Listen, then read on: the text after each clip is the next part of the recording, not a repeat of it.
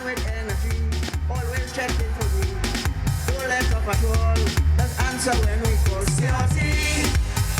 With ear Gagoro, he always vibrant and is strong, energetic and he young, CRT. When I hear it, I didn't believe it. I went and checked it. They say he wears it. We have a new leader, he's strong with willpower, the best.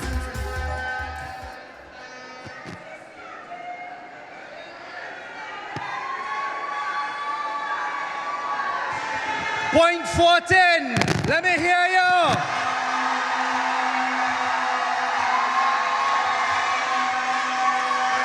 Labre, let me hear you. Maruga, let me hear you.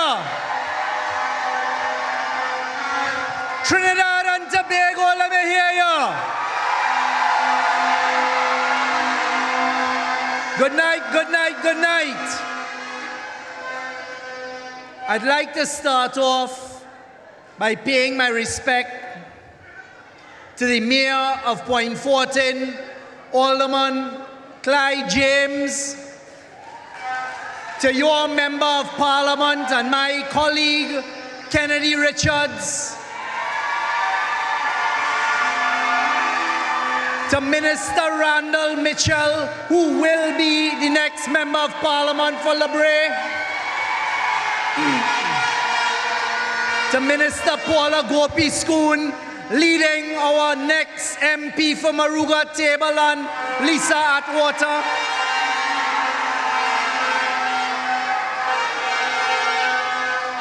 To the various candidates that I've seen gathered here tonight from Separia, Tabakit, Dubé, I am proud.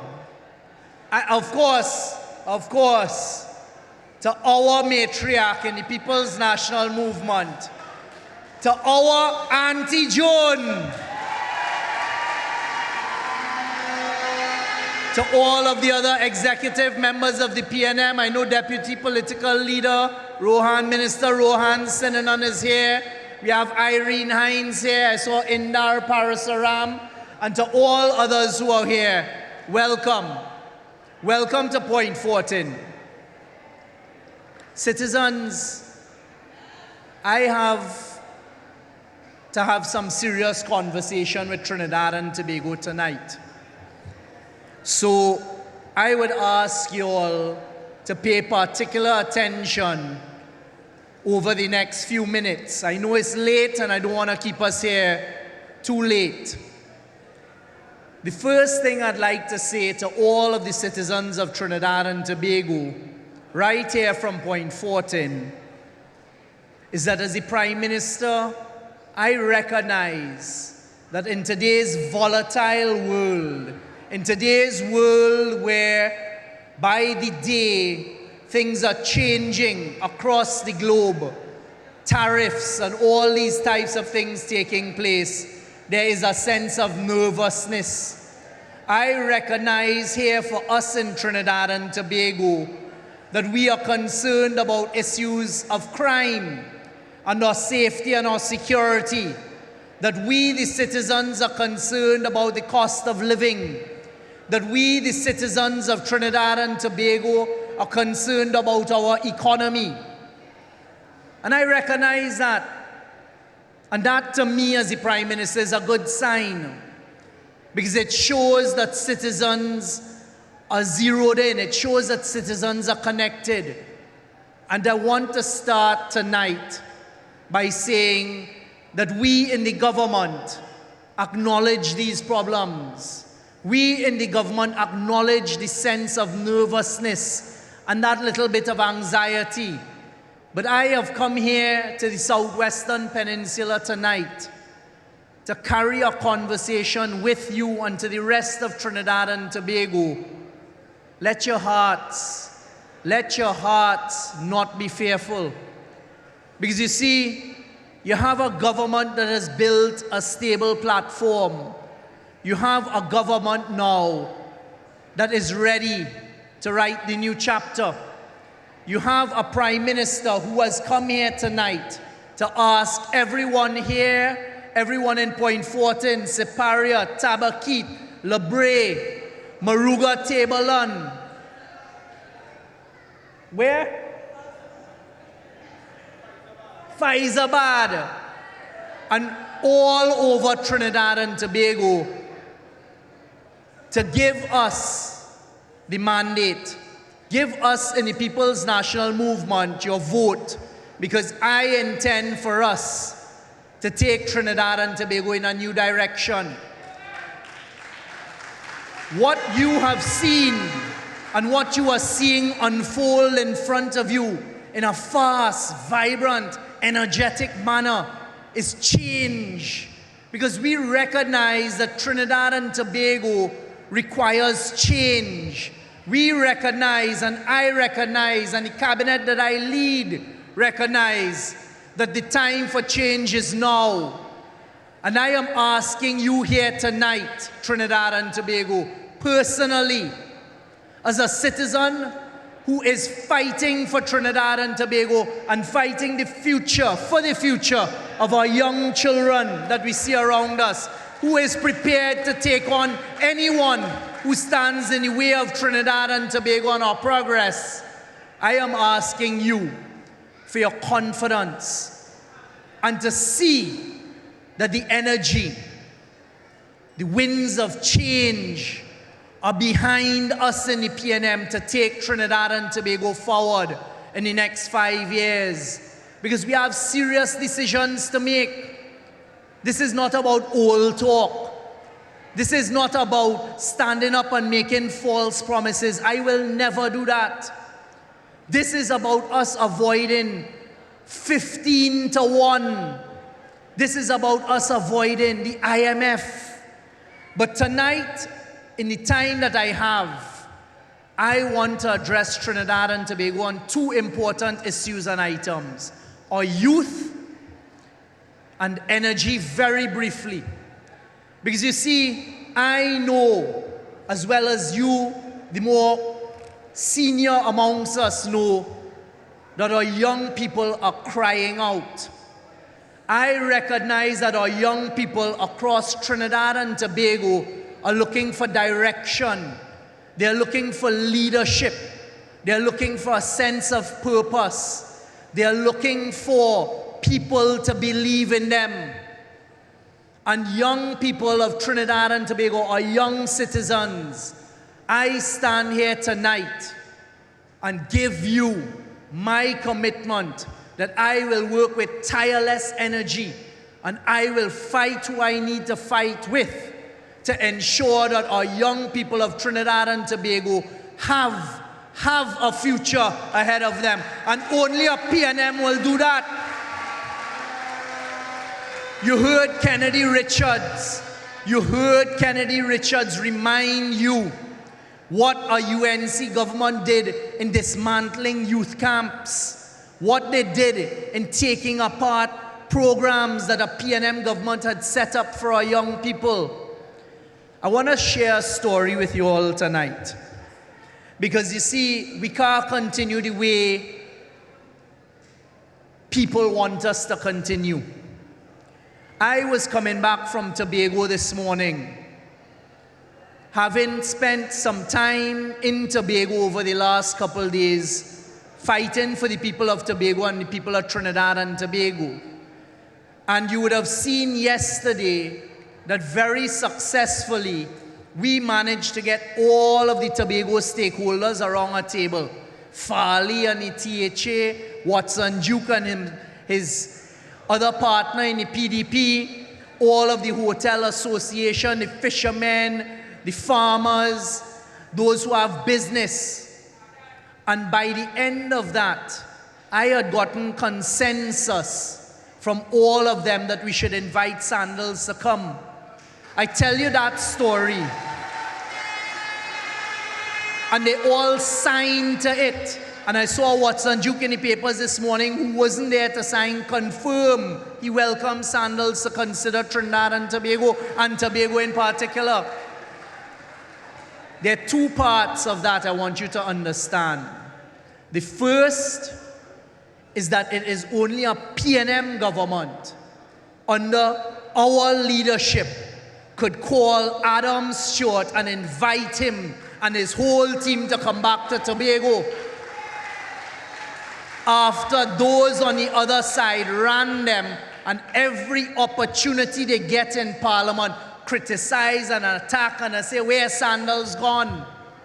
I tell that story so you will understand that you have a PNM government and you have someone who is offering himself to you, the citizens of Trinidad and Tobago, to always do what is right for the citizens of Trinidad and Tobago. To go from meeting to meeting, to go from meeting to walk with candidates, to go from walking to candidates, to take on the office of the Prime Minister, and to conduct the business all the time on your behalf.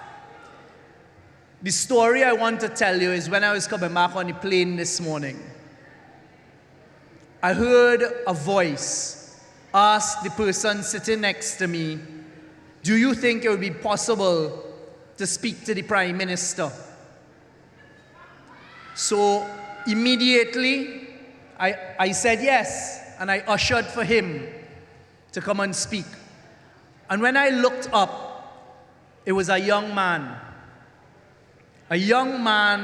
dressed in a CAL uniform as one of the attendants on that short flight from Tobago to Trinidad. And the young man said, may I ask you a question? I said, sure, of course you may. And he said, I used to live in Shafford Court. Shafford Court is in my constituency, an HDC development from the 1980s.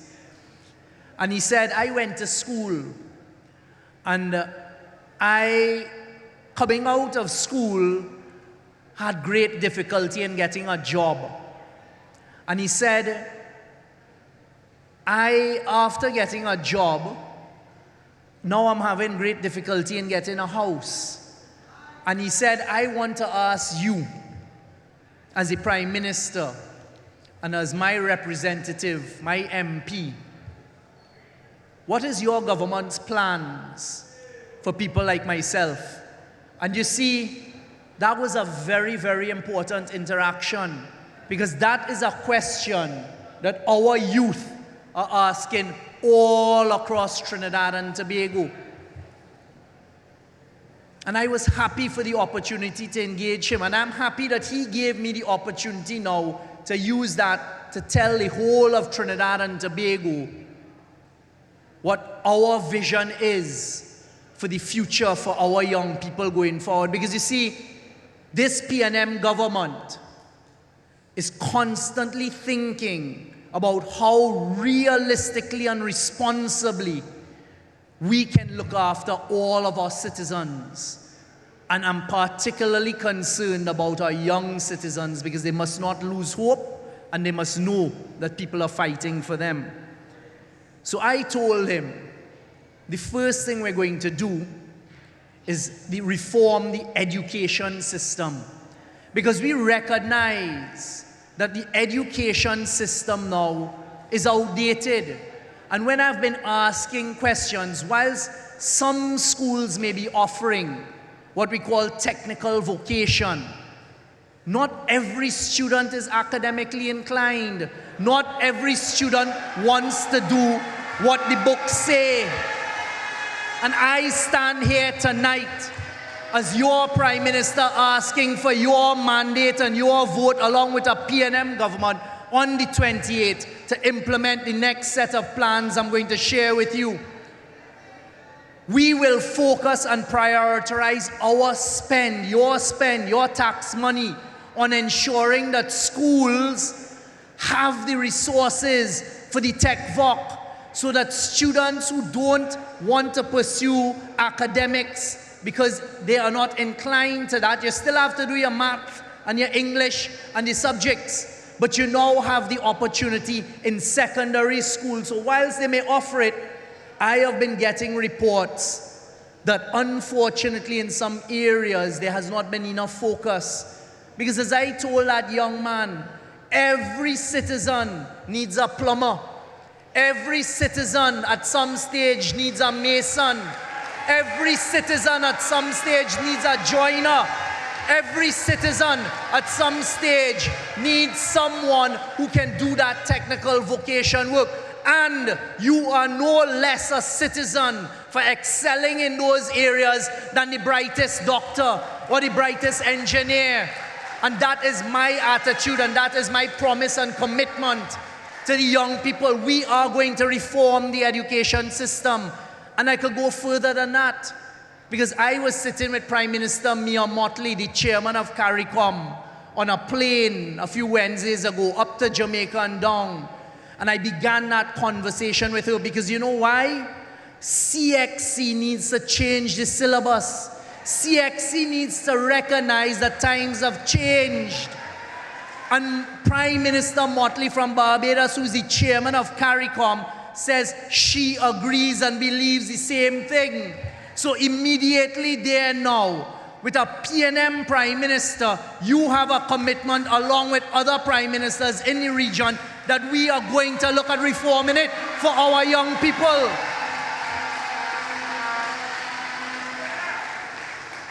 No, the point is, it is a young, energetic, vibrant, dedicated, patriotic PNM Prime Minister that would do that, compared to the stories you would hear of those on the other side when they're sitting on a plane. That's the first thing. We are going to look at how do we improve and reform our education system to start, so people don't feel left behind. You don't feel, well, if I am not good at science, or I am not good at history, it makes you any less of a citizen. No, because we require and we have to provide. That's the first thing. It is this government in the last 5 years that took the decision for the first time in our history and set up the Ministry of Youth Development and National Service. Those of you following would have heard me give a commitment to Tobago that Tobago will get its own MILAT program when we are voted in on April 28th.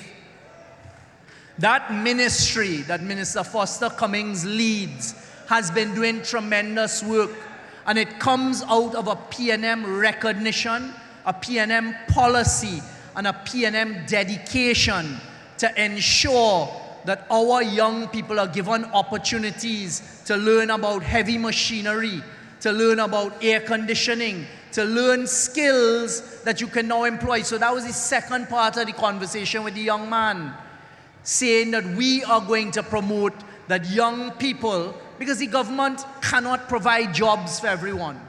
And nor do I want our young people to just say they want a government job.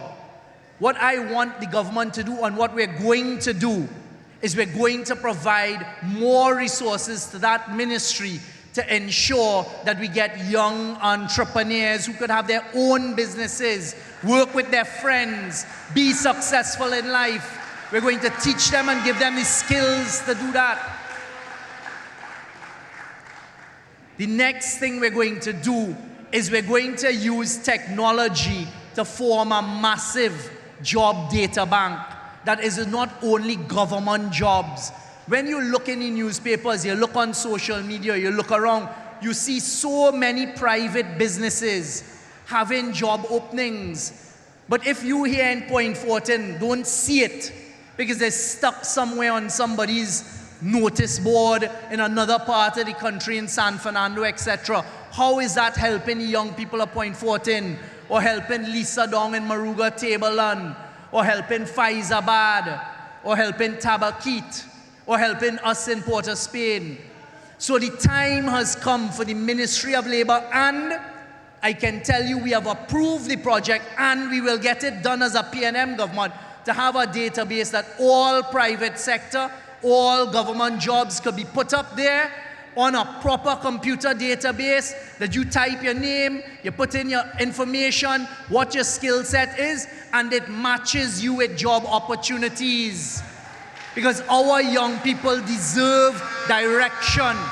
Our young people need to be shown that there is hope and there is opportunity, and we will deliver it. the next PNM government, in writing the new chapter that I'm sharing with you tonight, is going to deliver that change. This is not old talk. This is not somebody standing up reading a script that somebody gave to him or her and trying to mamagai the population. This is PNM talk under Young, correct?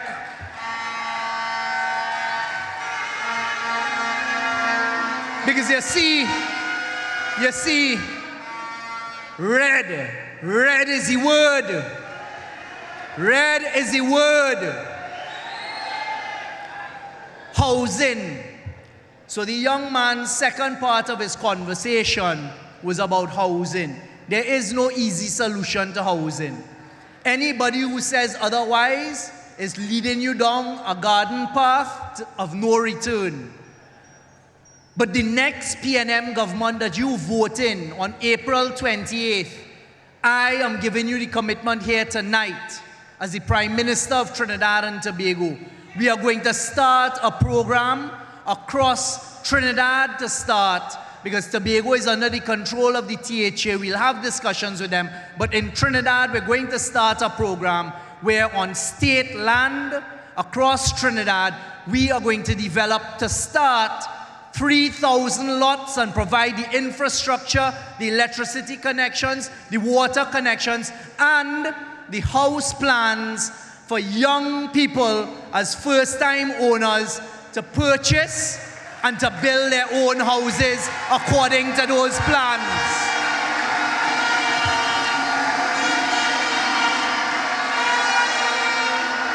We are going to start with the HDC database for first-time young people and young owners with a mortgage that they could afford of between $1 million and $1.5 million. We will provide you with the plans, and you will build your own house for your family, a 2-bedroom or a 3-bedroom to start under a PNM government. And that is what we will do as a start for you.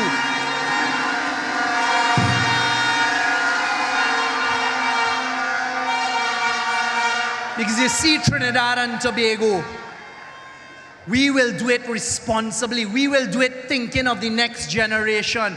I would never, and no PNM minister would stand up on a platform and promise $20 billion worth of goodies that you cannot deliver. So you would see as we roll out and the manifesto is coming, everybody want to see the manifesto. It's about timing. It's about timing, because you see how things are. But tonight, young people, young citizens of Trinidad and Tobago, and the parents who are guiding them, and the grandparents who are guiding them, who want better for our youth. That is how we are going to start addressing our young people. We're going to make sure that the money is put in ways that they become productive, proud, patriotic citizens of Trinidad and Tobago. And that is PNM policy.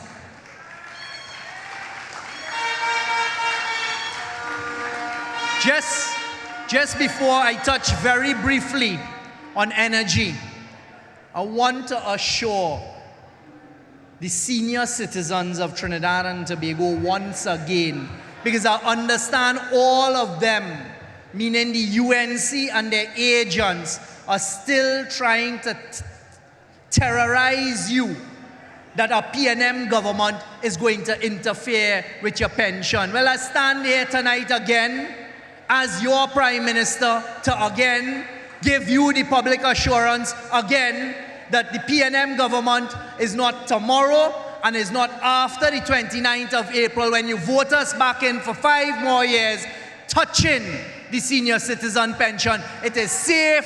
The goalpost is not moving. They are lying to you.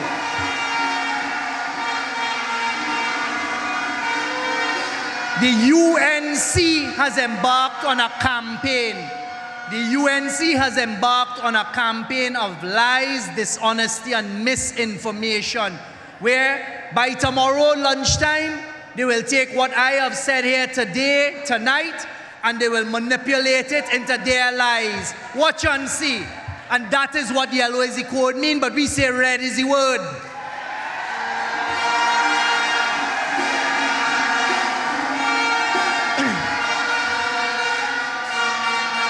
Today, as the Prime Minister, I had to call a press conference that I didn't intend to call when I woke up this morning.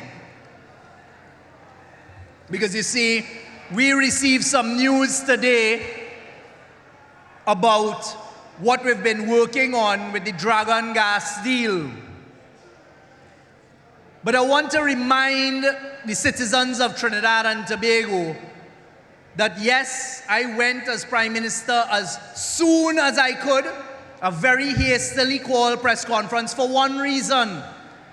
Because I have given a commitment in keeping with what we have done for the last 9.5 years, that we will be honest, truthful, and transparent with the people of Trinidad and Tobago, because that is what we deserve in Trinidad and Tobago.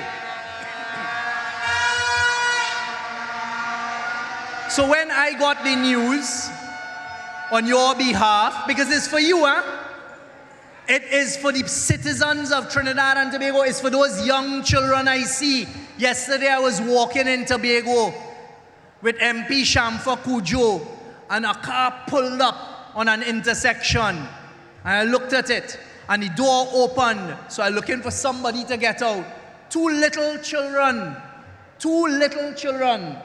that high, ran out the car, across the road, started to hug me up. Say, Stuarty, our Prime Minister, we learn about you in school. That, and when I was walking in here, is the same thing. It is for those children, your grandchildren, and our future.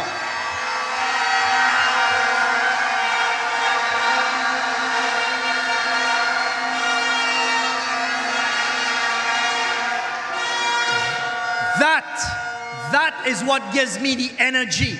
That is what gives me the drive. And that is what gives me the authority to stand here tonight as your Prime Minister and to say, I will continue to fight for Trinidad and Tobago and for the future of Trinidad and Tobago.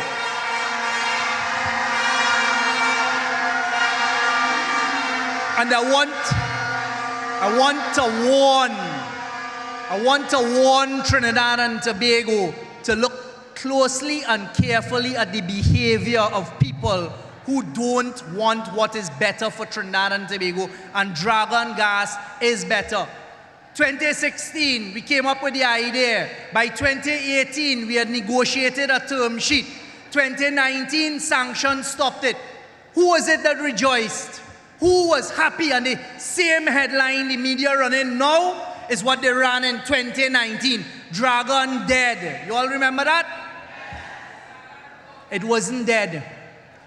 Your PNM government that you put into office, and it was Dr. Rowley and myself in 2022, found a way into the halls of the decision making in Washington, D.C., and we eventually got 2 OFAC licenses, one for Dragon and one for Coquina Mannequin. Very quickly thereafter, we got the licenses from Venezuela, 30 years for Dragon, 20 years for Coquina Mannequin. You didn't hear them then. Immediately, all along, they're trying to pull it down. I'm putting Trinidad and Tobago on notice tonight of 2 things. Anybody who tells you that they are happy and that they're celebrating what has now happened, which is, to me, another hurdle in the road. We have crossed many hurdles getting as far as we have. And I stand here tonight and give you my commitment that you give me the mandate and you give the PNM the mandate, and I will continue to fight for our children and for you in Trinidad and Tobago. We will fight for what is right.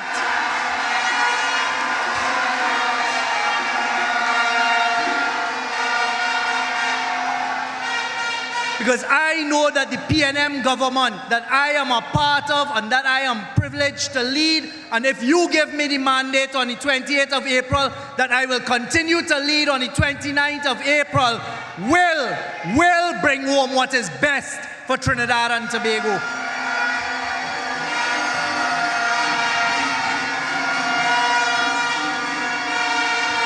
So let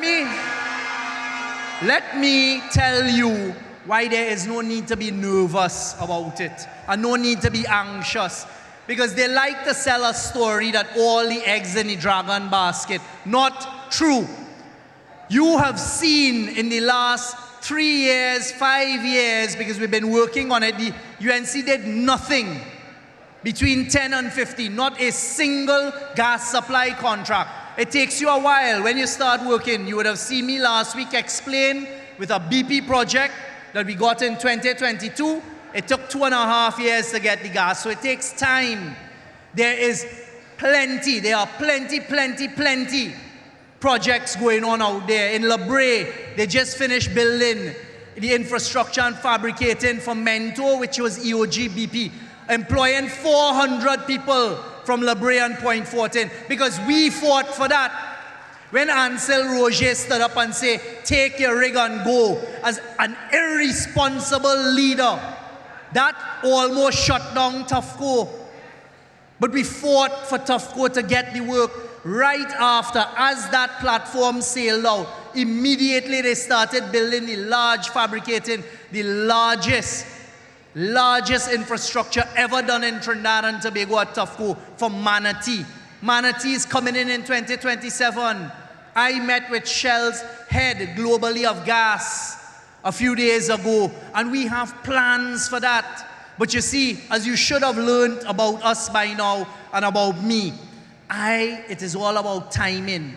You have to do the work, then you make the announcement when it is real and when it happens. Not like them on the other side making promises they could never deliver. So in the gas sector, I will speak about it on another night, but everything is going to be fine. We will continue to fight. We have a lot of projects going on in Trinidad and Tobago's waters. And Manatee will come on, and there are other things that we're working on. But do not give up hope, because you would have given up hope in 2019. You would have given up hope when we got the first OFAC license and they said, oh, Maduro vex. I could tell you all tonight, if I could share this phone with you all, I was in touch with the government of Venezuela on the way down here, commitment there, and then having conversations as well with some of the decision makers we need to speak to on the way down here as well. So you give us the mandate, and I will bring it home in some form or fashion for us.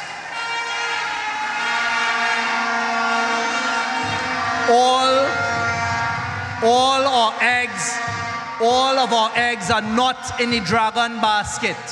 Let me quickly touch on the refinery, because the refinery affects the southwestern peninsula, from Claxton Bay, come down to the southwestern peninsula.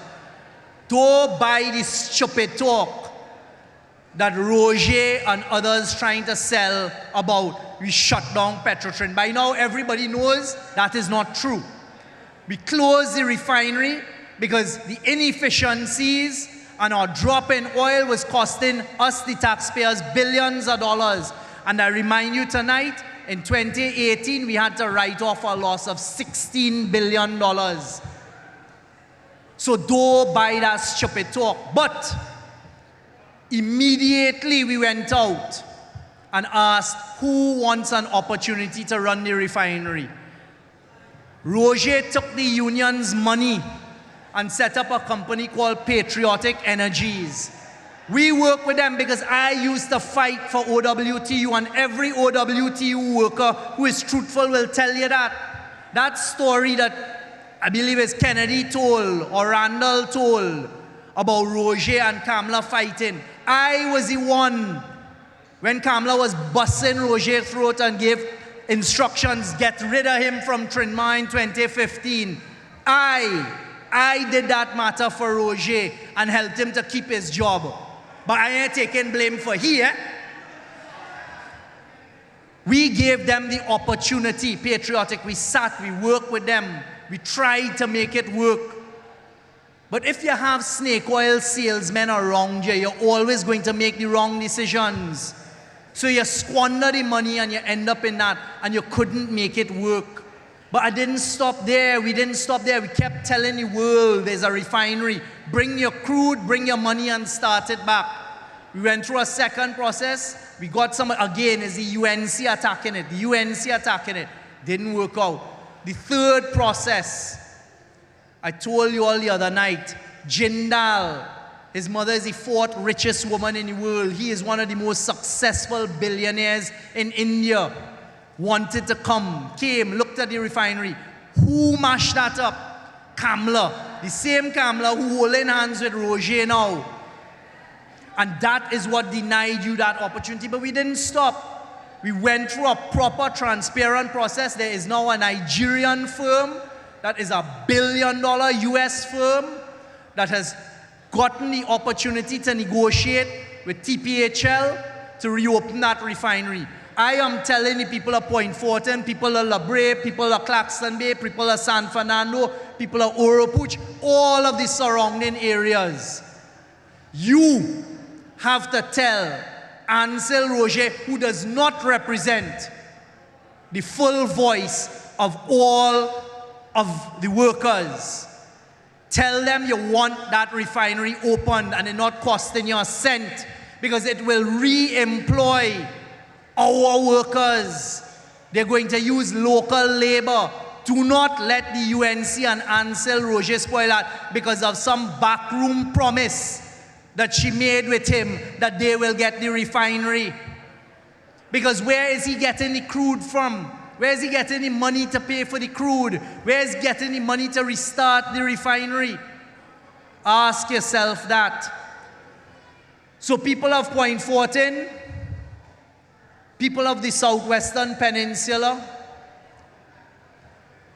have hope. Understand the change has come. Understand that the platform that has been built for the last 10 years is a more than stable one. But understand, the People's National Movement now is offering the citizens a new direction, a new chapter, asking you all to give us the mandate because we are ready, and we are responsible. Committing to you, the people of Trinidad and Tobago, starting with the People's National Movement, that we will protect Trinidad and Tobago, that we will fight for our young people. That young boy standing up there waving the flag is for him and the future generation. To tell our senior citizens you are safe under the People's National Movement. To tell our core supporters we are looking after you and we will continue to do so. And to tell our young people we have plans that are real plans and we will implement the plans, and we look forward to delivering those 3,000 lots of land with house plans for you to build your own house and have pride.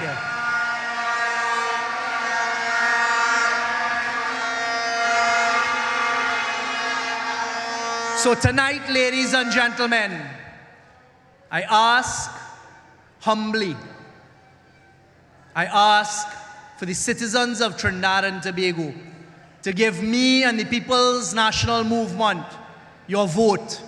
Give us the mandate. Give us the mandate to continue to deliver in a responsible manner for Trinidad and Tobago. Give me and the PNM the mandate to continue fighting for Trinidad and Tobago, both here and abroad. You know the competence, you know the intelligence, you know the energy that the cabinet has. You look at the 41 candidates that we have put forward, the only party that has put forward 41 candidates, and every single candidate is a quality candidate. Lisa Atwater in Maruga Tableland, Randall Mitchell in La Brea, Kennedy Richards in Point Fortin, Natasha in Siparia, Tabakit, Dubé, me in Port of Spain North, St. Anne's West. Give us the mandate. Let me fight for you and our children. And on the night of the 28th of April, join me in my constituency at Barley's House. Join me and all as we say, great is the PNM, great is the PNM. Great is the PNM. And we shall prevail.